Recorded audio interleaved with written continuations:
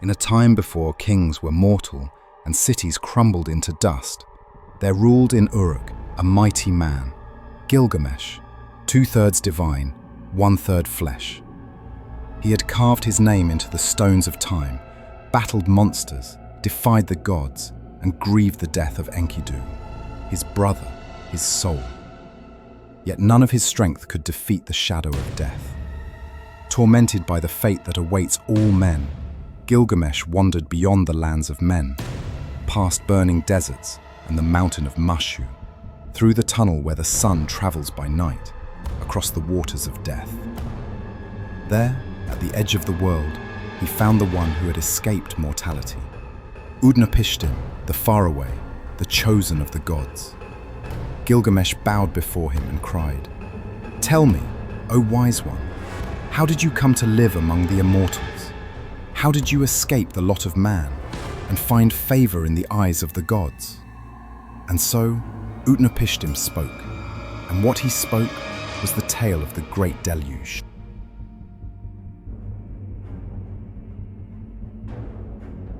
"Hear me now," said Utnapishtim, "and I shall tell you a secret of the gods, a tale hidden from mankind sealed in the tablets of time. In the elder days before the cities were born, when the world was young and men had multiplied, their noise rose to heaven, like a swarm without end, like a storm that troubled the sleep of the gods. The great gods gathered in assembly. At their head stood Enlil, lord of wind and command. Enraged by the clamor of mankind, he cried, "The uproar of humanity is intolerable.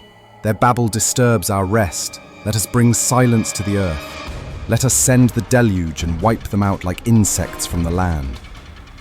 The gods gave assent. Even mighty Anu, king of the sky, and Ninurta, bearer of war, all agreed. Mankind must be no more. But Ea, the god of wisdom and deep waters, did not share their wrath. Though bound by oath to silence, he devised a secret path. In the dark of night, not to man but to a wall of reeds, Ea whispered, "Wall, wall, listen, reed hut, understand. Man of Shurapak, son of Ubatutu, tear down your house, build a boat, forsake your possessions, save your life. The boat must be square, its length equal its width. Cover it with pitch inside and out. Take aboard the seed of all living things, for a flood will come that shall destroy all flesh." I, Utnapishtim, heard this in my sleep and knew the god's secret. I bowed, I obeyed, and so I began to build. At dawn, I summoned my people. I spoke not of the god's wrath, but told them, "Enlil has cursed me. I can no longer dwell in Shurapak. I go to dwell with Ea in the deep. Therefore, I must build a ship." The young labored, the old carried, and even the children brought pitch in baskets. I measured the dimensions, 120 cubits the height of its walls, a perfect square upon the waters. 6 decks it held, dividing it into 7 levels. 9 compartments beneath, sealed and strong. I caulked the seams with bitumen. I loaded the stores of grain. I gathered the seed of all living creatures and brought aboard my wife, my kin, the craftsmen, and the beasts of the steppe, wild and tame alike. The appointed time drew near, the signs foretold in dream and sky, and then it came. A black cloud rose in the east. Adad, god of storm, thundered within it. The gods marched with him. Shulat and Hanish tore loose the moorings of heaven. Darkness fell. The first day, the storm swept the land.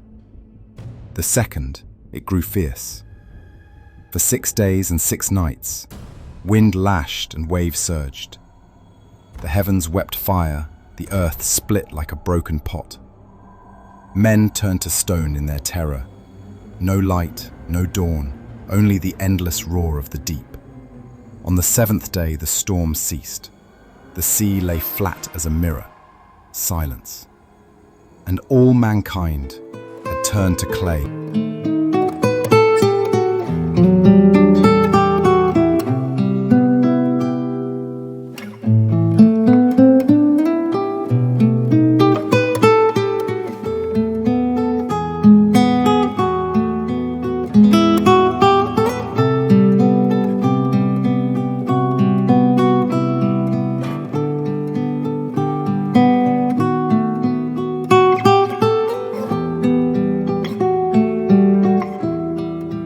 7th day had passed, I opened the hatch and let the sunlight touch my face.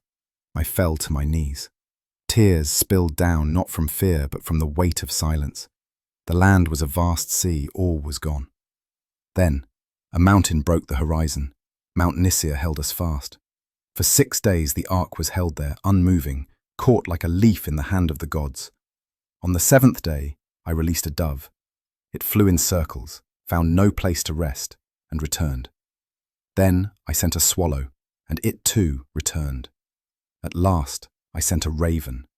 It saw the waters receding, and it did not return. Then I knew. The world was returning. I opened the ark, and all who were within emerged, beast, man, and spirit.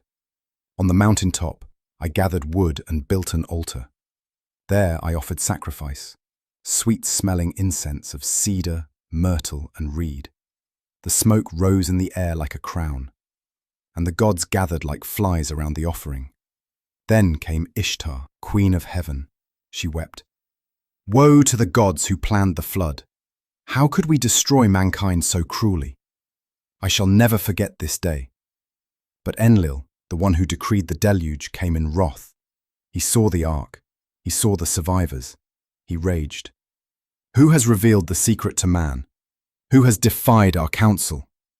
Then Ea, wise among the gods, stepped forward. He said, O Enlil, you are wise but not always just. Punish the guilty but not the innocent. Was it right to destroy all life? I did not tell the man, I whispered to the wall. The wall heard, and he obeyed.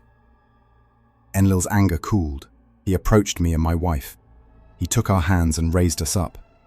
And he said, Then let it be so. You shall dwell far away at the mouth of the rivers. No mortal shall find you. And you shall no longer be as men. You shall be as the gods. Utnapishtim and your wife, you shall live forever. When Utnapishtim had finished his tale, Gilgamesh was silent. The storm in his soul had calmed, but not stilled. He said, I have wandered far. I have seen death face to face. If I cannot escape it as you have, then teach me what must I do. Utnapishtim looked upon him with pity, but spoke plainly. There is no permanence. The gods gave death to man, and life they kept for themselves. Yet, as a parting gift, he offered Gilgamesh a final trial. Stay awake for 7 days and 7 nights, he said, and you may prove yourself worthy. But no sooner had Gilgamesh sat down than sleep overcame him, like a silent fog. For 7 days he slept, and Utnapishtim's wife baked a loaf of bread each day beside him, until they lay in a row marked by time. When he awoke, Gilgamesh protested, but the loaves bore witness. Defeated, he prepared to leave. Yet the wife of Utnapishtim, moved by his sorrow, spoke to her husband. He has come far, let him not go with empty hands. So Utnapishtim told him of a secret thing, a plant that grows at the bottom of the deep sea, one that restores youth to the old. Gilgamesh tied stones to his feet, descended into the abyss, and seized the plant with his own hands. Rejoicing, he said, I shall take it to Uruk and give it to the elders. We shall share its power. We shall be young once more. But on the journey home, when Gilgamesh stopped to bathe in a pool, a serpent smelled the plant, crept near, and stole it away. As it slithered into the brush, it shed its skin and left behind the promise of youth for itself alone. Gilgamesh wept, not for himself, but for mankind. At last he returned to Uruk, empty-handed, but no longer empty-hearted. He looked upon its walls, its towers and temples of shining brick, and he said to his companion, Behold, Uruk, the work of kings. These stones shall endure.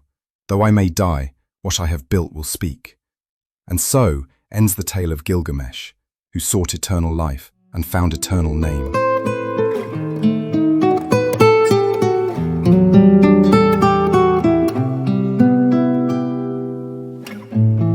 If this tale stirred your spirit, if the voice of ancient kings still echoes in your heart, then you are most welcome here. Subscribe to the channel to walk with us through the forgotten epics, the lost myths, and the wisdom carved in stone. New legends await. The journey has just begun.